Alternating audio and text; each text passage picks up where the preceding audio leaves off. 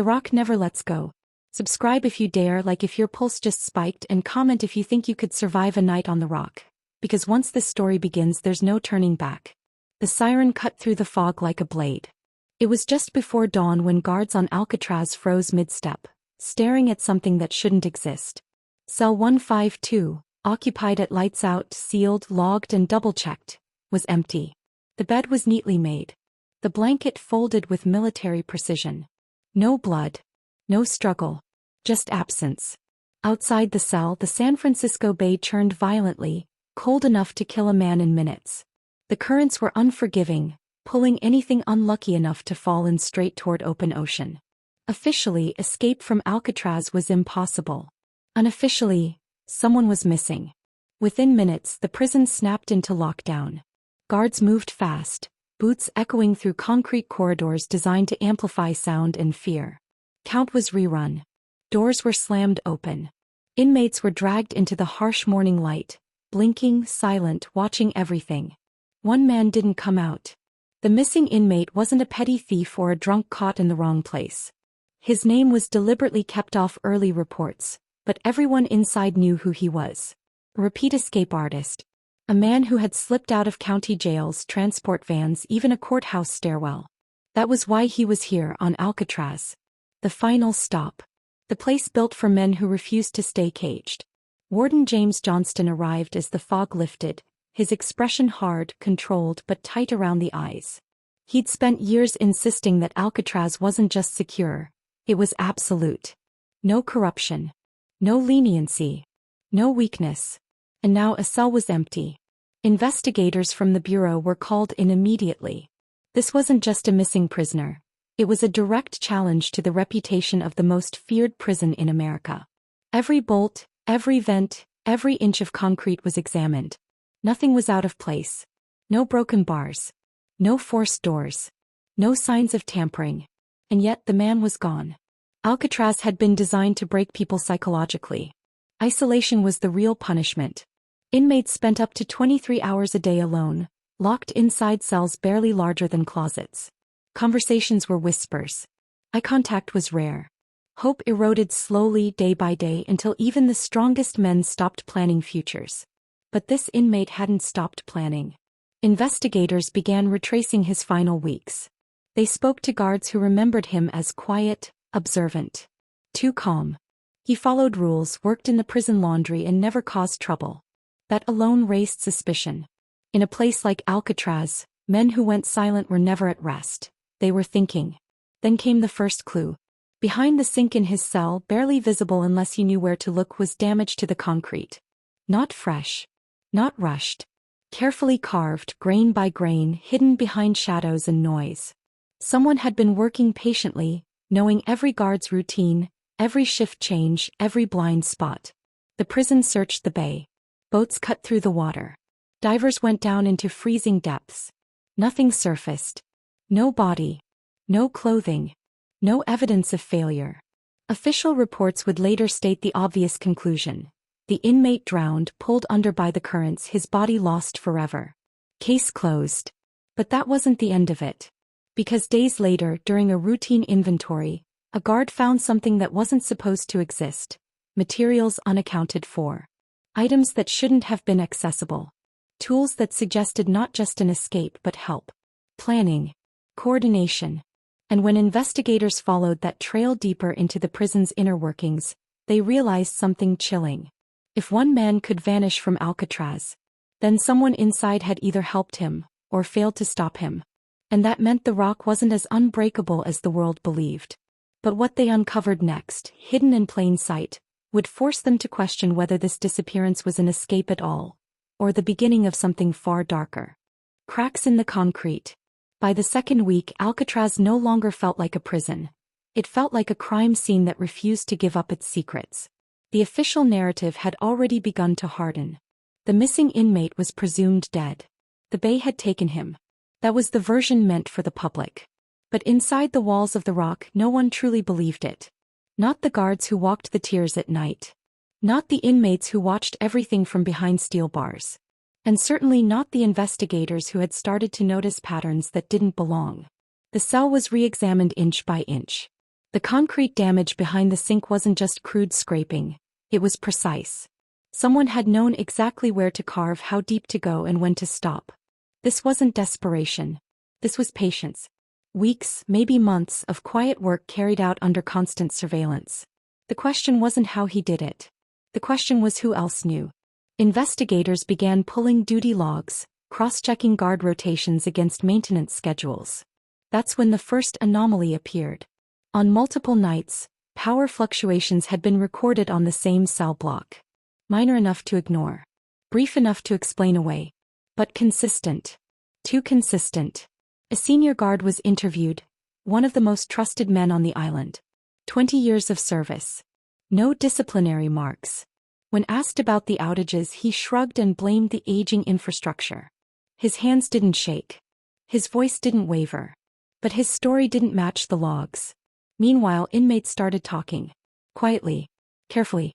In a place like Alcatraz, information was currency, and rumors moved faster than chains on concrete.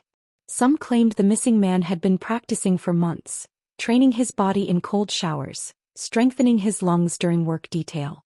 Others said he'd been seen exchanging glances with men in nearby cells, messages passed without words. One inmate, serving a life sentence, finally agreed to speak under condition of anonymity. He said the missing man believed something most inmates didn't. That Alcatraz didn't just trap bodies. Trapped minds. He wasn't scared of the water, the inmate said. He was scared of staying. The investigation widened. Storage rooms were searched. Workshops were inspected. That's when they found it. Makeshift tools constructed from stolen scraps, shaped with care, hidden inside a ventilation shaft that wasn't supposed to be accessible. Whoever built them had knowledge of the prison's blind spots. Knowledge that inmates weren't meant to have. Then came the second shock. A guard failed to report for duty. At first it was treated as coincidence. Illness. Family emergency. But when officers went to his quarters, they found the door unlocked and the room untouched. No packed bags, no signs of struggle. Just a uniform folded neatly on the chair and a single object left behind on the desk. A small piece of concrete. The same grain. The same texture. A silent message. Panic began to spread among the staff. Alcatraz was supposed to be controlled, predictable, sealed from chaos. But now there were two unexplained disappearances tied to one cell. One inmate. One hole in the wall. Search operations intensified. The bay was combed again. Nothing. No remains. No debris. No proof of death. Instead, something far more disturbing surfaced. Investigators discovered that on the night of the escape, a routine head count had been altered. Just slightly. A number corrected. A line initialed twice. The paperwork said everything was normal. But it wasn't. Someone had made sure the absence went unnoticed long enough for the trail to go cold. The theory shifted from escape to conspiracy. If a guard was involved, it meant the prison had been compromised from the inside. If the inmate survived the water, it meant the impossible had happened. And if both were true, then Alcatraz hadn't just failed. It had been beaten. Late one night, as investigators prepared to close the case quietly, a call came in from the mainland. A fisherman had found something washed up near the shore. Not a body. Not clothing. A handmade object. Waterlogged. Scarred by salt. Recognized instantly. It was part of a flotation device, crafted from materials identical to those missing from Alcatraz. Which meant only one thing. Someone had reached the water. And lived long enough to build a way across. And if that was true, the man who vanished from cell 152 wasn't dead. He was free. And whatever he was planning next was already in motion. The shadow that escaped. The call came in just after midnight, crackling through the line with a sense of urgency that made every investigator straighten in their chair. A local patrol unit on the mainland had pulled over a man matching a vague description circulated quietly among law enforcement. No name. No photo. Just a warning, approach carefully. When the officers asked for identification, the man didn't run. He didn't resist. He simply smiled and said nothing. By the time federal agents arrived, the suspect was gone. The patrol car sat empty on the shoulder of the road. Doors open. Engine still warm. The radio mic torn loose and dangling. No signs of violence. No struggle. Just silence stretching across the asphalt like a held breath. Back on Alcatraz, the warden was ordered to stand down. The prison's involvement was officially over. The escapee, if that's what he was now a mainland problem. A public problem. But for the investigators who had followed every crack in the concrete, the truth felt heavier than any report they'd ever written. They knew what this meant. Alcatraz had not been escaped in a moment of desperation. It had been studied, mapped, tested. Its routines memorized. Its people assessed. The missing guard was no longer seen as a victim of coincidence, but as a variable, either coerced, complicit, or erased. Files were reopened. Old escape attempts re-examined. Patterns emerged where none were supposed to exist. Men who had vanished into the bay without bodies. Logs that didn't quite line up. Guards transferred quietly after incidents no one talked about. Alcatraz wasn't just a prison. It was a system. And systems could be learned. One final piece of evidence surfaced weeks later, buried in a forgotten storage ledger. A requisition order approved months before the escape. Materials listed for maintenance that never happened. Rubber. Fabric. Eve. Small amounts. Insignificant on their own. Deadly in combination. The flotation device hadn't been a last-minute gamble. It had been planned. The official conclusion was released shortly after. The inmate was presumed drowned. The guard's disappearance was ruled unrelated. No charges. No trial. No scandal. Alcatraz's reputation remained intact, at least on paper. But not everyone accepted it.